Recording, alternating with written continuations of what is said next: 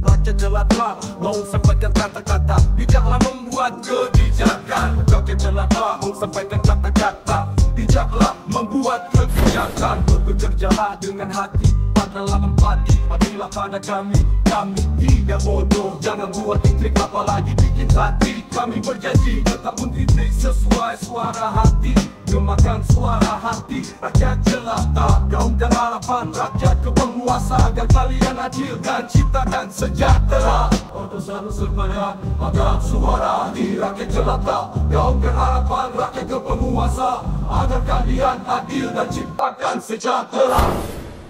Baik, banyak juga yang mengatakan bahwa apa yang sedang dilakukan ini adalah sebuah perlawanan berbasis moral. Ya. Karena tadi yang ingin dimunculkan itu kejujuran, keterbukaan, dan keadilan. Artinya bisa dikatakan bahwa hari ini itu belum tercipta. Apakah begitu? Ya, mungkin kurang, Pak, ya. Oke. Mungkin kurang. Sudah sekian lama kepemimpinan presiden ya di Republik, khususnya di dalam kepemimpinan Joko Widodo. Karakter building, nasionalisme kebangsaan tidak terbentuk, Bapak. Ini yang jadi masalah. Ada revolusi mental.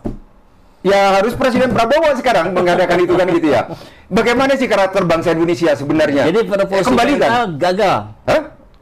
Ya, kalau dibilang gagal saya nggak tahu, Pak, ya, biar mereka yang menilai gitu ya. Tapi yang pasti, saya ambil contoh saja, Pak. Tidak ada karakter bangsa Indonesia ini menjadi tukang maling, koruptor, gitu ya. Sekarang koruptor itu, Pak, begitu tetok palu, Pak, kan tidak ada minta maaf, begitu kan kepada rakyat, nggak ada, Pak. Tetap aja petang-peteng, senyum. Kalau dia korupsi 100, paling kembalikan 30, begitu ya. Keluar dari penjara, sisa pensi 70, katanya begitu ya. Terus daftar ke partai lain. Jadi anggota Paduka yang mulia lagi kan gitu, Pak, ya. Inilah yang salah, Pak. Dan waktu di penjara juga kata Pak Bowo bisa kan keluar masuk. Bisa keluar. Presiden yang ngomong itu, Pak. Presiden, iya saya tahu bisa keluar kalau malam. Iya. Makanya Pak Bowo mengatakan akan dibuat penjara di pulau tersendiri. Sehingga kalau mau kabur, mau keluar malam-malam kan gitu ya. Silakan berenang gitu kan, begitu kira-kira. Ya. Jika ini diabaikan oleh DPR surat ini, Pak. Ya. Langkah apa yang akan dilakukan oleh? Kita tetap akan koordinasi dengan baik kepada pihak pemerintah, eksekutif maupun legislatif. Tapi kalau pada akhirnya juga tidak mau, dan berita ini kan sudah mendunia, Pak, ya. Bukan hanya milik orang Indonesia, Pak. Karena semua informasi IT ini sekarang kita bicara pun Amerika mungkin tahu, Pak, ya, kan begitu ya. Jadi masalah ini bukan rahasia lagi, tetapi sudah milik rakyat. Nah, apakah rakyat nanti bertindak sendiri? Ini yang harus diwaspadai oleh Presiden Prabowo. Karena begitu rakyat melakukannya sendiri tanpa kendali, wah ini repot, Pak, keamanan. Begitu keamanan tidak terjamin, maka pertahanan juga tidak terjamin. Karena kepentingan negara lain untuk masuk sudah sangat terbuka. Itu.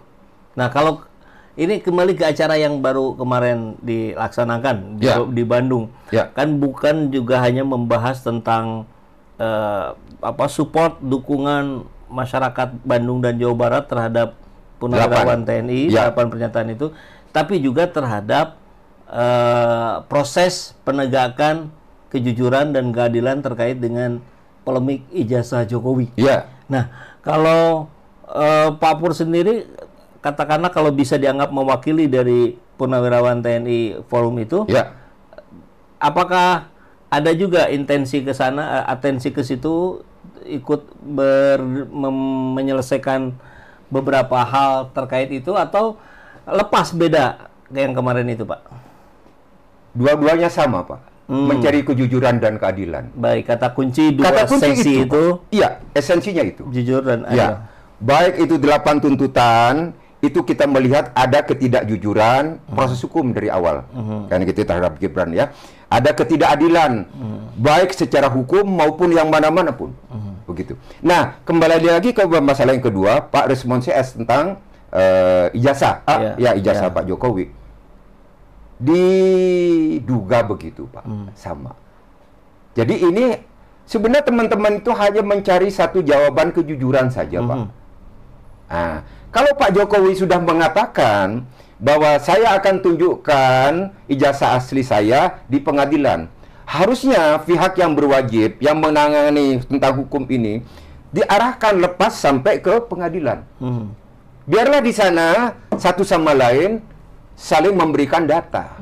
Mana yang benar, kan begitu Pak ya. Nah, kalau begini kan jadi polemik Pak. Ya, ya. Tidak baik gitu. Ini Pak Prabowo, Pak Presiden harus segera selesaikan. Tidak boleh berlarut-larut. Karena dua kasus ini Pak akan sedikit banyak mengurangi cara berpikir Pak Presiden ini Pak. Waduh, kan gitu ya. Staf tasi laporan Pak ada begini, kan gitu. Konsentrasi Pak Prabowo akan sedikit terkuras untuk hal-hal yang tidak perlu. Sedangkan Pak Prabowo masih banyak hal yang harus dilakukan. Itu dia. Ya, karena peninggalan dari Jokowi 10 tahun ini nggak gampang Pak gitu. Borok, kalau ini borok Pak, udah stadium 3 gitu ya. Iya.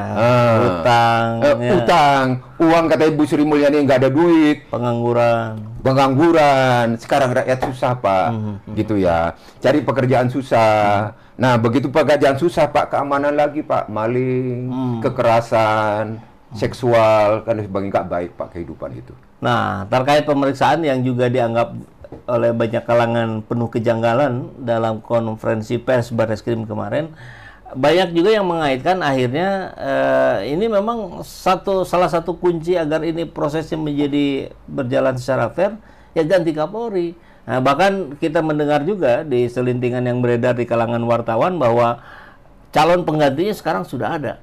Jadi Sigit Prabowo yang masa jabatannya masih panjang, sebetulnya masih bisa lebih panjang, bisa jadi akan segera diganti.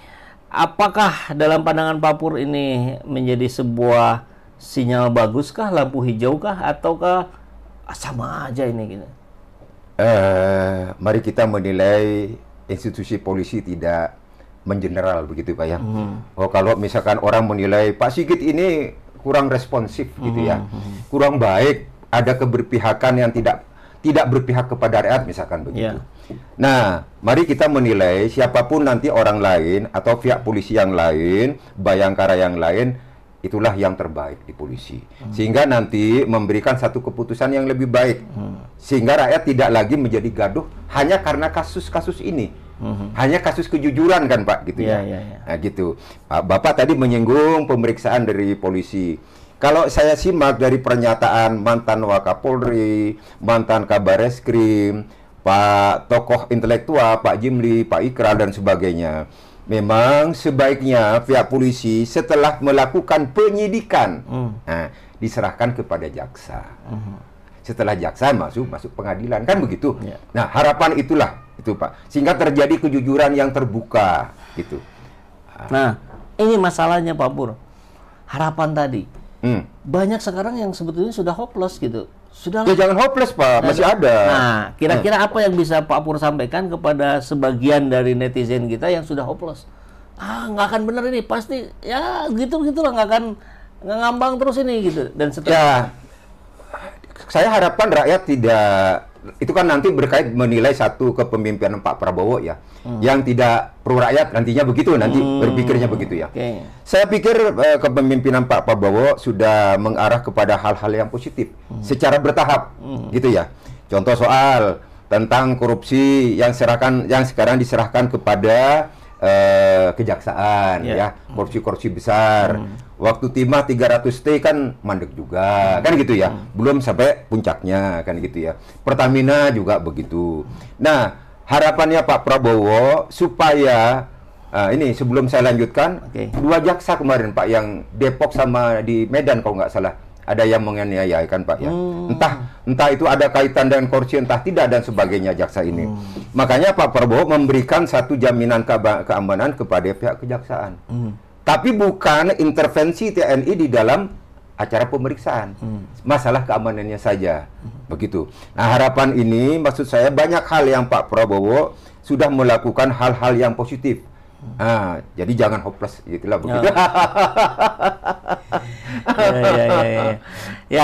Kalau kita melihat gaya berpolitiknya Pak Prabowo dalam pandangan awam pun sebetulnya kan sudah nampak bahwa beliau ini lebih suka guyup. Jadi semua dirangkul.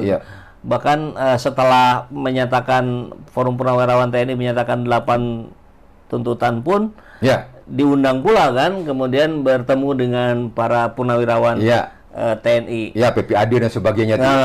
Hari raya apa katanya gitu Pak ya, di Balai Kartini itu. Betul. Kemudian hari ini kita lihat sinyal PDIP dirangkul semakin kuat, bahkan rumornya ada 5 pos menteri yang disediakan oleh PDIP untuk PDIP. Diminta dan akan diiyahkan katanya. Jadi mestinya nggak sulit ya buat Pak Prabowo untuk menyatukan frekuensi dari pemerintahan ini dan segera menyelesaikan persoalan-persoalan yang mengganggu ini, yang menggandoli ini persoalan Jokowi dan sebagai dengan berbagai kejanggalannya ini. Memang Pak Prabowo mengambil satu sikap kebijakan yang strategis, yang cukup persuasif kelihatannya Pak ya. Tidak terlalu bentur plak gitu Pak ya. Ini kalau di TNI Pak, ini kalian. TNI lain lagi Bapak.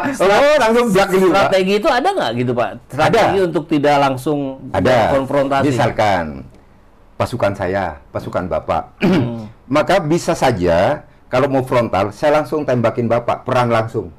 Tapi bisa saya lakukan, saya lewat kiri dulu. Nah, sehingga nggak kelihatan gitu, Pak. Maksudnya biar apa, Pak? Nggak langsung. Korban saya tidak banyak. Sasaran direbut, korban tujuan sedikit tercapai, tapi korban dari pasukan saya sedikit. Kalau dibilang dalam satu pertempuran tidak boleh ada korban, nggak mungkin, Bapak. Korban tetap ada. Tetapi dicoba oleh Pak Bowo ini seminimal mungkin. Begitulah kira-kira. Nah, harapannya tentunya ya kembali Pak Jokowi lah negarawan lah. 2 kali sudah jadi presiden kan ya berpikirlah untuk rakyat. Jangan terlalu berpikir hanya lingkungan keluarga sendiri begitu. Gitu.